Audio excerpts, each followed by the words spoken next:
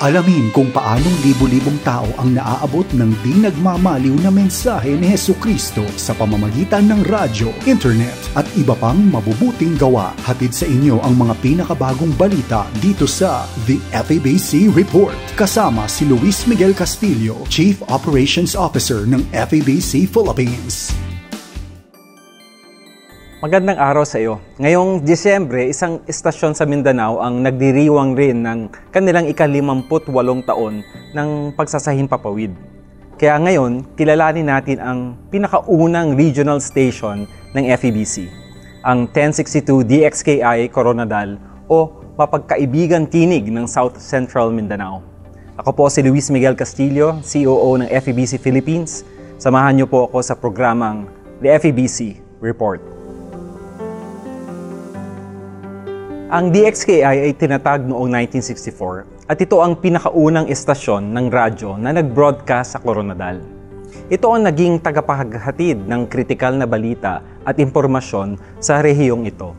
Sa bahaging ito, naninirahan ang mga katutubong grupo tulad ng mga Blaan, Tiboli, Manobo at Teduray. Marami ring mga Taga-Luzon at Visayas ang lumipat doon.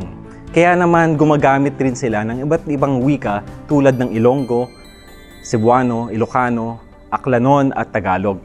Pinupuri namin ang Diyos dahil maraming tao ang may positibong tugon sa mga broadcast. Narito ang ilan sa mga mensahe mula sa mga ating tagapakinig. Hello DXKI, matagal na akong tagapakinig ng iyong istasyon.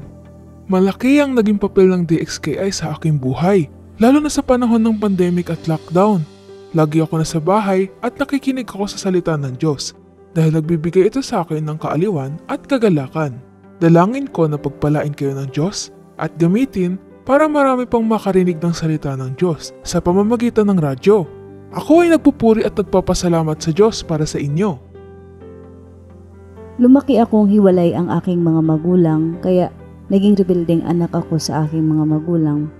Sa tulong ng mga programa sa radyo ng DXKI, ipinakita ng Diyos ang kaniyang pagmamahal sa akin sa kabila ng lahat ng nagawa ko noon nung ako'y kabataan pa. Ngayon na may sarili na akong pamilya, palagi kami nakikinig sa DXKI, binabahagi ko rin ang istasyong ito sa mga kamag-anak dahil kahit hindi ko mabahagi ang ibanghilyo sa kanila, alam kong gagamitin ng Diyos ang DXKI para marinig nila ang mabuting balita at sila'y maligtas din.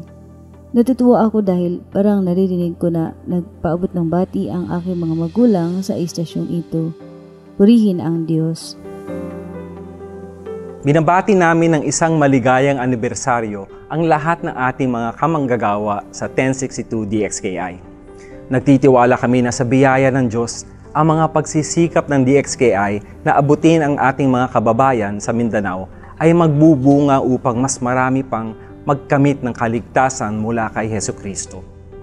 Nais kong pasalamatan ang lahat ng sumusuporta sa ministeryo ng FEBC. Kung nakakatulong sa iyo ang ating broadcast, inaanyayahan kita na makibahagi sa ating misyon na ipahayag si Kristo sa mundo. Bisitahin ang ating website, febc.ph at i-follow ang FEBC PH sa Facebook, Instagram at YouTube para laging ka-updated sa gawain ng FEBC Philippines. Maraming salamat sa iyong pakikinig. Luis Miguel Castillo po para sa The FEBC Report. Hanggang sa muli, pagpalain ka ng Diyos. Iyong napakinggan ang The FEBC Report. Para mapanood ang episode na ito online, subscribe na sa ating YouTube channel at i-follow kami sa Facebook at FEBC-PH. Para naman sa iba't ibang paraan upang ipaabot ang inyong suporta sa gawain ng Far East Broadcasting Company Philippines, bisitahin ang aming website febc.ph/give. Salamat sa inyong pakikiisa sa ministeryo. Pagpalain kayo ng Panginoon.